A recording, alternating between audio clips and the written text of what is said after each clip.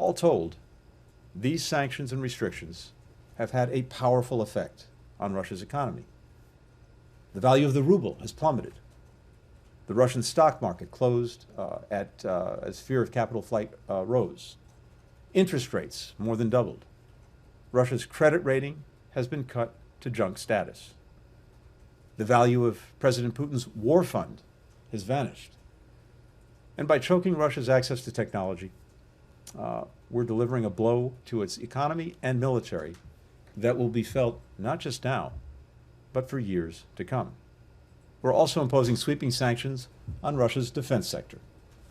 In total, 22 Russian defense-related entities will be designated, including companies that make combat aircraft, infantry fighting vehicles, missiles, unmanned aerial vehicles, electronic warfare systems, the very systems now being used to assault the Ukrainian people, abuse human rights, violate international humanitarian law. We're also imposing export controls on Belarus to hold the Lukashenko regime accountable for being a co-belligerent in President Putin's war of choice.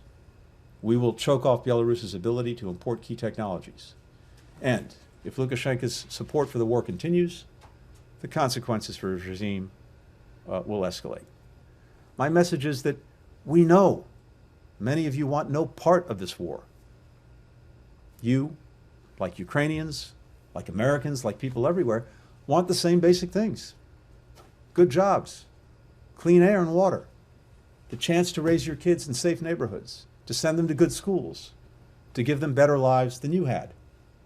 How in the world does President Putin's unprovoked aggression against Ukraine help you achieve any of these things? How is it going to make your lives better? 141 member states voted in favor of a resolution reaffirming Ukraine's sovereignty and territorial integrity and condemning Russia's invasion of another member state.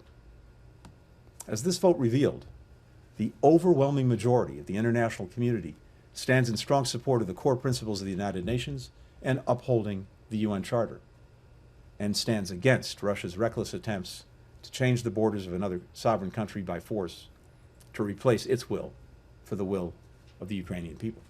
Provocative rhetoric about nuclear weapons is the height of irresponsibility. It's dangerous. It adds to the risk of miscalculation. It needs to be avoided. We've assessed President Putin's directive and his statements, and at this time we see no reason to change our own alert levels. We've certainly seen in the past that one of Russia's methods of war is to be absolutely brutal in trying to cow the citizenry of a given country. And that includes, at the very least, indiscriminate targeting and potentially deliberate targeting as well. We're looking very closely at what's happening in Ukraine right now, including what's happening to civilians. We're taking account of it, we're documenting it, and we want to ensure, among other things, that there's accountability for it. Thank you.